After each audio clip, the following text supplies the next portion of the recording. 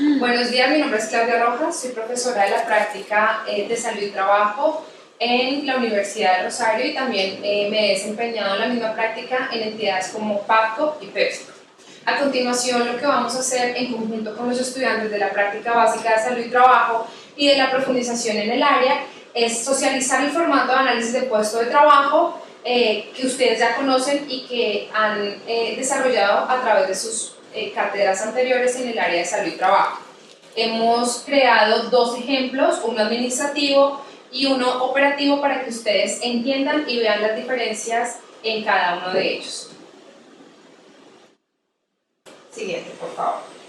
Vamos a iniciar nombrando algunos de los objetivos de la aplicación de un método, de la aplicación de un análisis de puesto de trabajo, entre los cuales está crear y mantener un entorno seguro en el trabajo, identificar, eliminar y controlar los peligros y riesgos de manera oportuna, calificación de origen de enfermedad laboral, bien sea de común o bien sea laboral.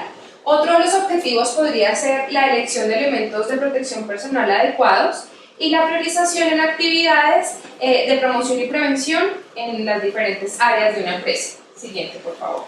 Este es el formato de análisis de puesto de trabajo que ustedes ya conocen. Vamos a irlo viendo punto por punto. Antes de iniciar, es importante que sepan que existen dos clases de análisis de puesto de trabajo. Podríamos llamar el primero de tipo individual, es decir, donde se tienen en cuenta las características individuales de un trabajador y se hace a nombre de un trabajador específico. Podría ser, por ejemplo, a la señora Juanita Camacho. Queremos ver cómo su condición de salud y su ambiente en el que se desempeña, queremos entonces identificar riesgos que tenga en su lugar de trabajo. Y el otro es el llamado tipo. No tiene en cuenta las condiciones individuales de un individuo, sino solamente las propias del cargo o el oficio que desempeña. En el primer punto que ustedes encuentran en el formato de análisis de puesto de trabajo, entonces son los factores del individuo. En el apartado número A, entonces encontramos los antecedentes personales. Aquí es importante hacer una buena anamnesis. Este es un ejemplo de lo que ustedes podrían identificar. Está el sexo, la edad, el peso, la talla, el índice de masa corporal, la lateralidad, entre otros. Está a nivel académico, entonces es importante determinar el grado máximo que obtuvo en nivel académico el trabajador. También está el estado de salud, donde vamos a preguntar sobre antecedentes personales, quirúrgicos, farmacológicos, alergias, si toma algún medicamento, en fin. Otro de los apartados entonces son factores protectivos. Aquí pues vamos a identificar todas aquellas conductas que favorecen un desarrollo saludable del trabajador en su parte laboral y en su ambiente, llamémoslo así, familiar. Esto podría ser practicar algún deporte o por ejemplo su tipo de contratación, si es un contrato a término indefinido, donde la empresa entonces aporta toda la parte de seguridad social, donde se cubren los periodos de vacaciones, donde tienen cesantías, en fin, esos son solamente algunos factores personales. En el apartado E encontramos lo que es la aplicación del instrumento que identifique la morbilidad sentida. Esta básicamente es la elección de un instrumento como herramienta diagnóstica que nos va a permitir conocer la salud de un trabajador o de un grupo poblacional. Entonces, aquí es importante identificar y saber qué herramienta yo debo utilizar para aplicarla, y esto va a tener en cuenta o se va a relacionar en gran medida con las características propias del trabajo. Es decir, si yo, por ejemplo, le voy a hacer un análisis de puesto de trabajo a un conductor o a varios conductores y yo quiero la elección de una herramienta de movilidad sentida, ejemplo, yo no puedo aplicar el cuestionario nórdico porque no tiene en cuenta nada de miembros inferiores. Entonces sería otro tipo de cuestionario. Aquí entonces están algunos, nórdico, Boston y el CIDM. Siguiente.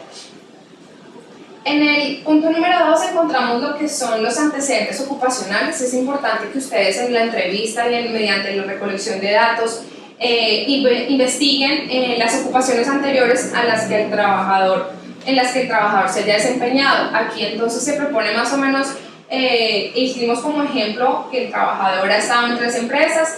Es importante entonces consignar la información del nombre de la empresa, el tiempo que duró en la empresa, el cargo que tuvo o los cargos en los cuales se desempeñó el trabajador en las empresas y una breve descripción de lo que hacía en las empresas.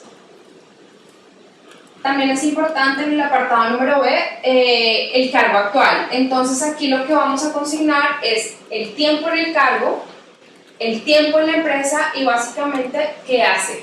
Esto es un ejemplo nuevamente.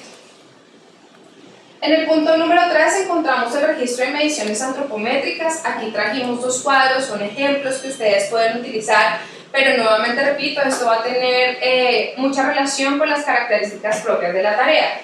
Entonces, aquí simplemente hay unas fichas antropométricas, me va a permitir leer tres apartados, entre esas podría ser entonces la talla en bípedo, el alcance máximo vertical en bípedo, altura del codo en bípedo. Nuevamente, ustedes en la creación de sus fichas antropométricas pues sabrán qué medidas necesitan y cuáles son las medidas oportunas para tomar de información. En otro apartado entonces está el registro de mediciones del puesto de trabajo. En este ejemplo ustedes pueden identificar en la imagen, es un trabajador que tiene una banda transportadora, él está ubicando en la banda transportadora, podríamos llamarlo un producto, unos sándwiches. Entonces en esta nosotros consideramos importante que es importante identificar la altura del plano de trabajo, el ancho del plano de trabajo y el largo del plano de trabajo, que este podría ser la banda transportadora, entre otros.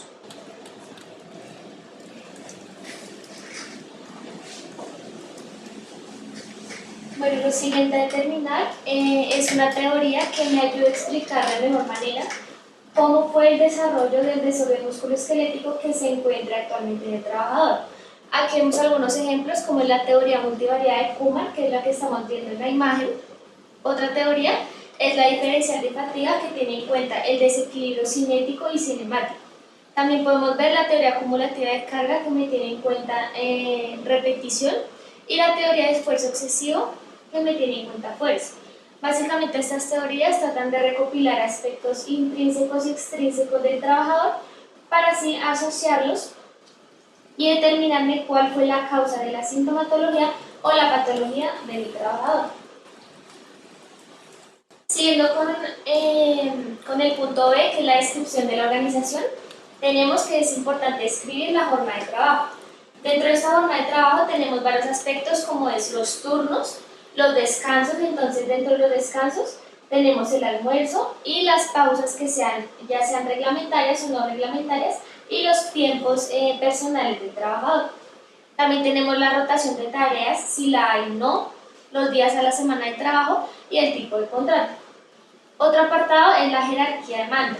Entonces en nuestro caso tenemos que nuestro trabajador es auxiliar de empaque. Vemos que este auxiliar tiene a su cargo a un asistente de acomodación de material y asimismo tiene como jefe directo al supervisor de fábrica y almacén y al coordinador de procesamiento. Bueno, otro punto son los aspectos cognitivos y requerimientos de la tarea. Lo primero es determinar cuáles son las exigencias de la tarea o formación que pide la empresa al trabajador que va a desempeñar determinado cargo. Aquí lo que es importante es describir, por ejemplo, el nivel educativo del trabajador, si aprobó o no los cursos que se dan al inicio pues, del trabajo, los que realiza la empresa, y ciertos cursos externos, digamos, que son necesarios para desempeñar la labor, y los años de experiencia. Hay que determinar también la toma de decisiones, autonomía, el nivel de atención y el nivel de complejidad que tiene el determinado cargo. Esto se realiza mediante la aplicación de diferentes cuestionarios o métodos que estén validados, como por ejemplo el método EWA o el de la evaluación de la carga mental del Instituto Nacional de Seguridad e Higiene en el Trabajo de España, el cuestionario suceso ISTAS 21 y la escala subjetiva de carga mental de trabajo, entre otros. En el siguiente punto es la identificación de factores de riesgo ambiental. Esto se realiza mediante la Guía Técnica Colombiana, la GTC 45, en la que me muestra diferentes riesgos, como es el físico, el químico, el biológico, psicosocial, el biomecánico, las condiciones de seguridad y los fenómenos naturales a los cuales pueden estar expuestos los trabajadores.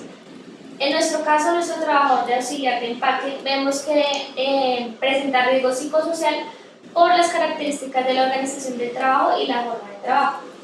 Asimismo, presenta riesgo biomecánico por posturas prolongadas, mantenidas o forzadas, movimientos repetitivos y manipulación manual de carga. Y por último, vemos que presenta riesgos en cuanto a condición de seguridad por el riesgo locativo que tiene. Bueno, en cuanto al apartado de que se refiere a la destrucción de la producción, vamos a ver inicialmente entonces un contenido un poco teórico y ya lo vamos a explicar en el ejemplo que les trajimos hoy. Entonces, en el ciclo de trabajo es importante que ustedes identifiquen dónde inicia y dónde termina el ciclo. En el ejemplo que vamos a colocar a continuación y que les vamos a simular, la tarea es básicamente empacar pelotas de ping-pong en una bolsa. Entonces, es importante que ustedes sepan dónde inicia y dónde termina el ciclo para posteriormente tomar la medición del ciclo. ¿Esto cómo se hace? Mediante un cronómetro. Lo ideal es que se realice mediante varias observaciones y después se promedian los tiempos encontrados. Entonces el ciclo va a ser dado en una unidad de tiempo, bien sea en segundos y minutos.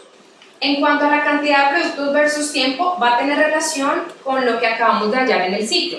Es decir, en el ejemplo que nosotros les vamos a representar a continuación, nosotros hemos tomado previamente los ciclos y nos hemos dado cuenta que en el promedio nos dio 14 segundos. Entonces, es decir, que en un minuto la trabajadora alcanzaría a realizar 4 ciclos. Esto quiere decir que en una hora realiza 257 ciclos y al final de la jornada, es decir, en 8 horas o en el turno completo, realizaría 2057 ciclos. Esto es la cantidad de producto versus tiempos. Entonces, es decir, que empacaría 2057 bolsas de ping-pong.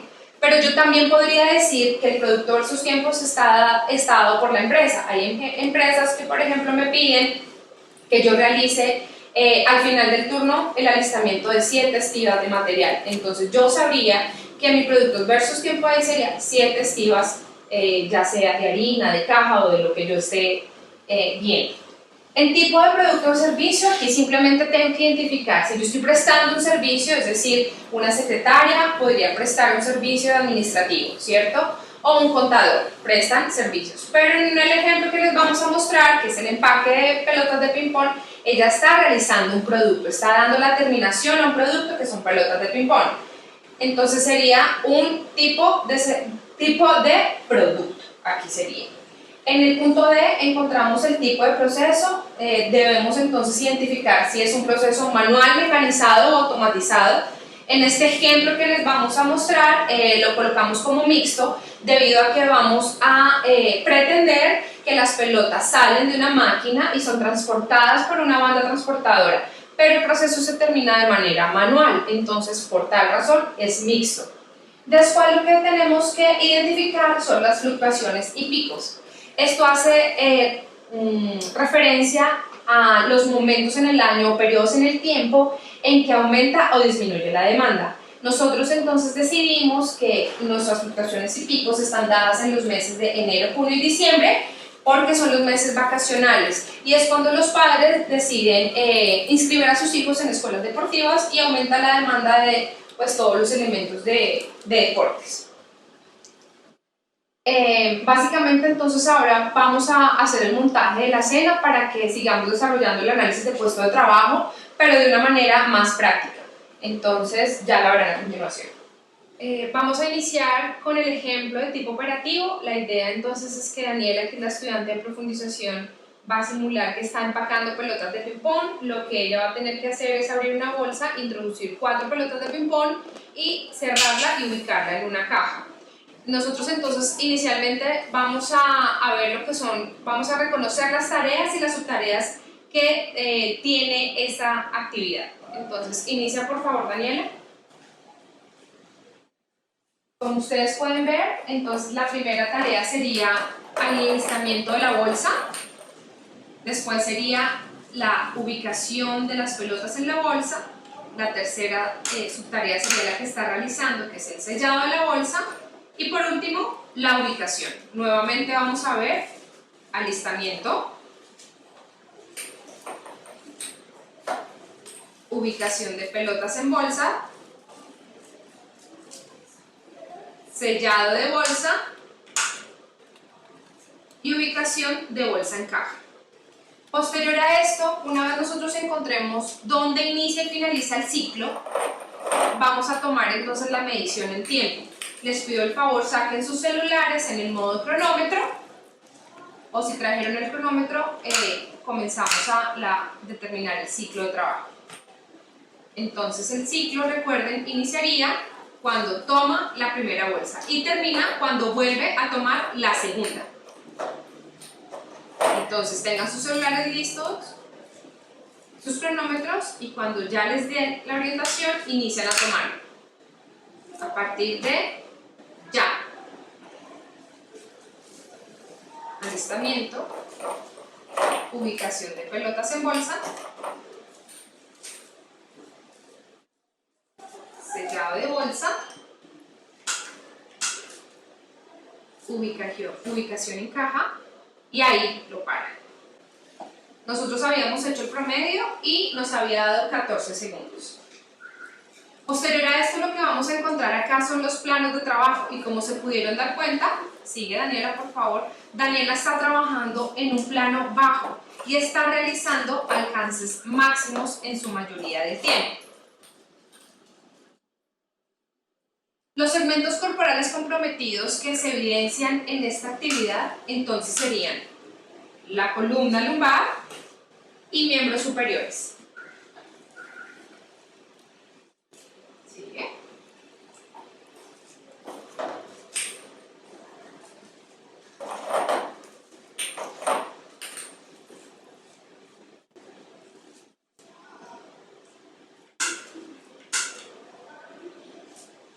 Descansa. Dando continuidad a lo que acabamos de ver, en la manera en que trabaja nuestra trabajadora Daniela, las recomendaciones que le podemos dar a partir de lo que pudimos evidenciar sería la elevación de su plano de trabajo para garantizar que el plano esté en un plano medio. Entonces recuerden que plano medio sería a la altura de las caderas, estas ilíacas, y más o menos hasta el nivel del ombligo. Ese sería el plano ideal para que Daniela pudiera desempeñarse en esta tarea. Otro de los cambios y recomendaciones que se podrían dar sería, ella estaba realizando su tarea realizando entonces alcances máximos. Lo que hicimos fue ubicar sus elementos de trabajo un poco más cerca de ella para que los alcances no fueran máximos y sus miembros superiores no estuvieran fuera de ángulos de confort. Entonces, ahora bien, le vamos a pedir a Daniela que inicie nuevamente su labor y nos vamos a dar cuenta cómo las correcciones de elevación de su plano de trabajo y el acercar los elementos de trabajo, pues va a permitir que sus miembros superiores y columna ahora se encuentren dentro de ángulos de confort.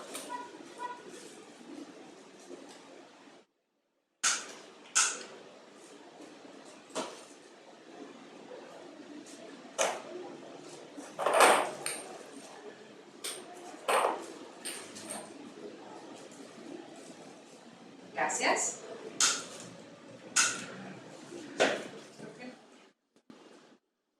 La segunda escena que hemos recreado es una trabajadora administrativa, en este caso Juanita de secretaria, está trabajando en su computador y se puede evidenciar cómo ella debe hacer entonces un alcance máximo para tomar el mouse y cómo digita. Si se puede observar en este ángulo, ustedes se dan cuenta que no tiene un espacio suficiente, ¿cierto?, para apoyar el antebrazo. Recuerden que lo ideal es apoyar 3/4 partes del antebrazo, y se puede evidenciar que el codo está en flexión debido a que su plano de trabajo no es el adecuado. Como se pueden dar cuenta, el plano de trabajo debería estar a la altura de codos. Entonces está muy alto para él. Por otro lado, tenemos que también ver si la altura de la pantalla es adecuada. Es decir, recordar que la altura de la pantalla debería estar aproximadamente a la altura de los ojos. Como se pueden dar cuenta, Aquí no lo está, el computador está mucho más bajo de la altura en la que debería estar. ¿Listo? En cuanto a la tarea se podría llamar digitación y las subtareas ya dependerán pues básicamente de accionamiento de mouse y digitación en teclado, podrían ser. Sin embargo, si en el ciclo de trabajo, en los trabajos administrativos es muy difícil hallarlo, debido a que no se repiten de la misma manera. Es diferente que Juanita esté realizando un informe a que tenga que enviar un correo. Entonces aquí simplemente el ciclo no aplicaría. Los planos de trabajo, entonces Juanita trabajaría en un plano casi alto, tal vez no se alcanza a ver en la imagen, pero el hombro está casi a los 90 grados de flexión. Y los alcances que está realizando son máximos. Los segmentos corporales comprometidos, entonces recordar que se pueden dar por dos circunstancias. La primera sería por los segmentos corporales que tengan mayor uso o mayor actividad en su labor, y la segunda serían aquellos segmentos corporales que estén fuera de ángulo de confort. En este caso, cuando Juanita toma el mouse, se puede ver que realiza flexión de hombro y una abducción, que claramente está por fuera de ángulo de confort. Y en el momento de digitar, se puede ver entonces las desviaciones bien marcadas, que estarían fuera de ángulos de confort. Descansa. Ahora sí, a bajar.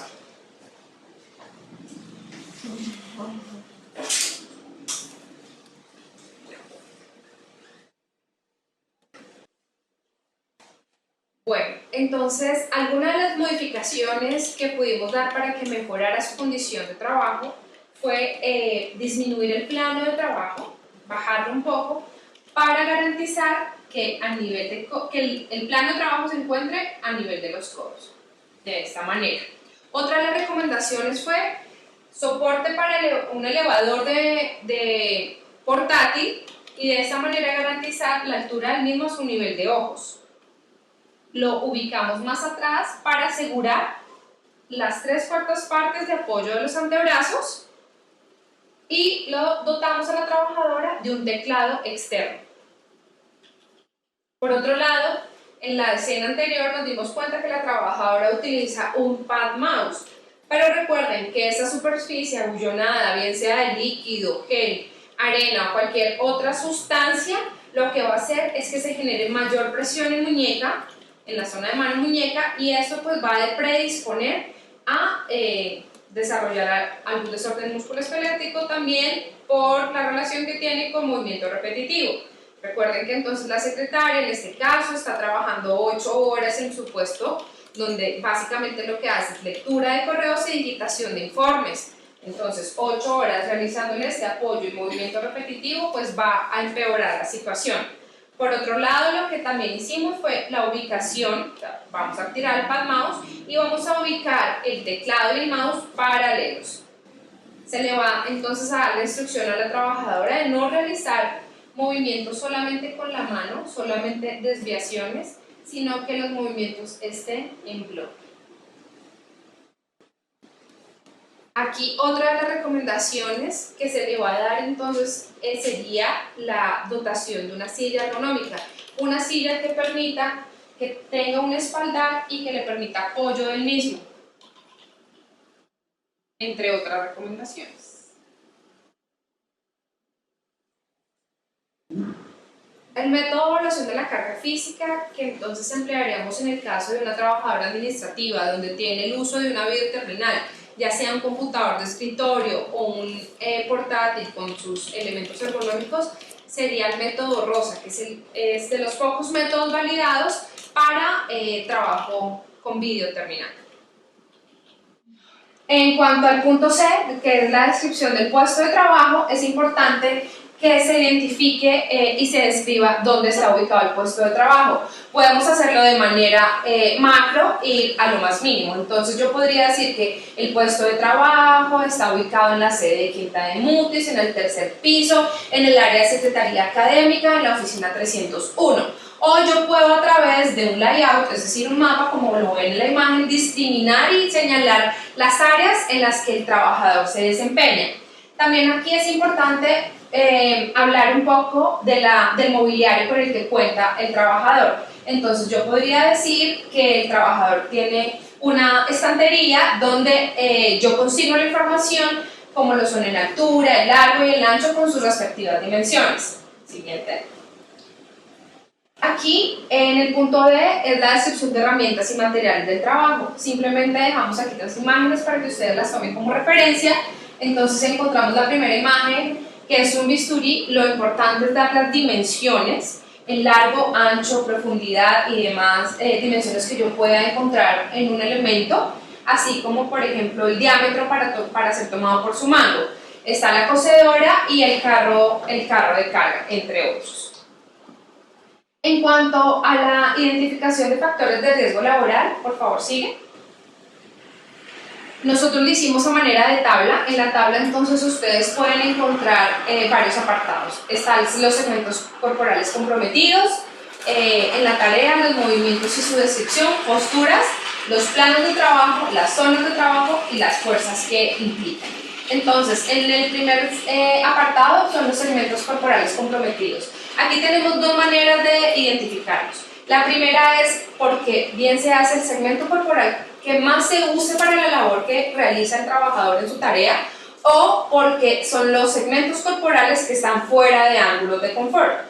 Entonces, en el caso de una secretaria donde yo vea que su altura de cos es adecuada, está nivelada con su plano de trabajo, que la silla le permite la ubicación de sus miembros inferiores en el suelo, que yo de verdad no encuentre unos segmentos corporales fuera de ángulos de confort, aquí entonces me voy por el primer aspecto que les había comentado, que eran los segmentos corporales que más se usen. En el ejemplo de una secretaria podría ser los miembros superiores. En los movimientos y su descripción, entonces aquí tendrá relación con si tiene o no movimientos repetitivos. Pero recuerden, siempre que hablamos de movimiento repetitivo debemos clasificarlo en si es de alta o baja frecuencia, y esto tendrá también relación con el ciclo. Un ciclo largo, si yo tengo un ciclo por ejemplo de 3-5 minutos, pues yo podría hacer el cálculo y me podría orientar y decir que son movimientos de baja frecuencia. En contrario, con un ciclo corto de trabajo, que yo podría decir que son de alta frecuencia. En cuanto a posturas, entonces es importante que se comiencen a clasificar las posturas. Postura forzada, postura mantenida y fuera de ángulos de confort. En cuanto a planos de trabajo, en el ejemplo que les vamos a presentar a continuación, entonces trabajan en plano medio y plano bajo, y las zonas de trabajo entonces son mínimas y máximas. En cuanto a las fuerzas, entonces tendrá que ver con los segmentos corporales comprometidos. Si yo dije que mi segmento corporal comprometido es columna lumbar, es importante identificar las fuerzas que se están ejerciendo en la columna. Entonces, si yo, por ejemplo, soy una trabajadora que manipula de manera manual cargas, entonces yo les voy a decir que es una caja de aproximadamente 12 kilogramos, yo tendría que decir mi segmento corporal es comprometido en la columna y las fuerzas que están ejerciéndose en ese momento son fuerzas de tipo compresivas.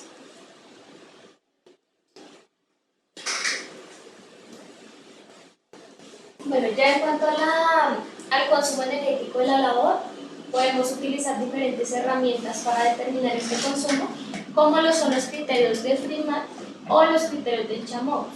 Entonces, estos criterios básicamente se determinan hallando diferentes factores, como lo son la frecuencia cardíaca basal o la máxima, o la media, el gasto cardíaco absoluto, el consumo de oxígeno, entre otros factores que al final se clasificará en diferentes tablas y nos hallan el valor del consumo y el nivel de gasto energético. En cuanto a la evaluación clínica profunda, esta se determina mediante las diferentes categorías de la APTA. Entonces, aquí lo que es importante es determinar cuáles categorías son esenciales y tienen relevancia en nuestro trabajo para poder evaluarlas. Un ejemplo puede ser la fuerza muscular, que se evalúa mediante en la prueba de Daniels o la escala de fuerza muscular de la MRC, o el dolor, que se puede evaluar mediante la escala visual análoga o mediante el cuestionario de dolor de McGill. Estos son algunos ejemplos, pero se pueden tener en cuenta otras categorías como flexibilidad, sensibilidad y lo que usted considere necesario. Es importante también aquí aclarar que cuando hacemos la identificación o hacemos la evaluación clínica profunda se haría solamente cuando hacemos un análisis de puesto de trabajo de tipo individual, cuando vamos a correlacionar los factores intrínsecos del trabajador con su exposición laboral. En cuanto a los métodos de evaluación para la carga física por riesgo biomecánico, entonces quisimos hacer una tabla donde se pudiera orientar la elección del método.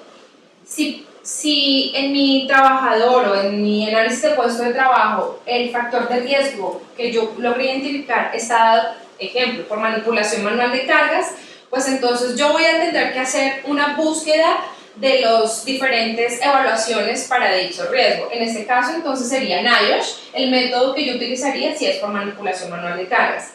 En nuestro ejemplo, como se pudieron dar cuenta, el riesgo es biomecánico por posturas fuera de ángulos de confort. Entonces tenemos varios métodos que nos pueden orientar en la elección.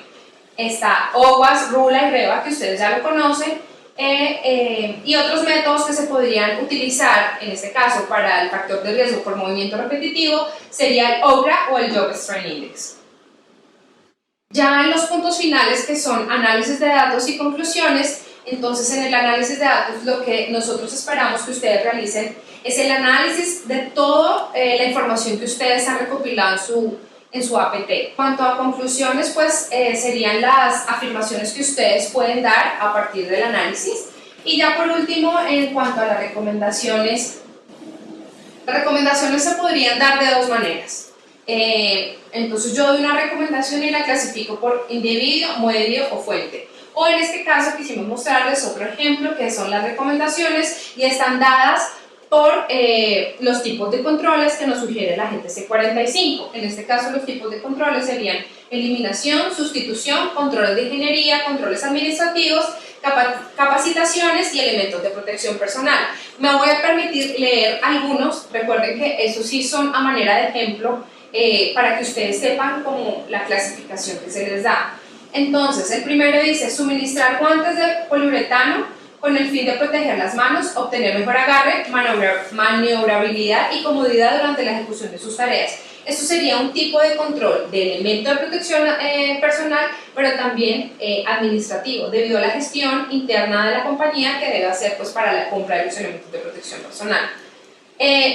Otra recomendación podría ser capacitar al trabajador acerca de la importancia de la buena higiene postural, minimizando posturas forzadas y futuros o el riesgo para desarrollar futuros desórdenes musculoesqueléticos.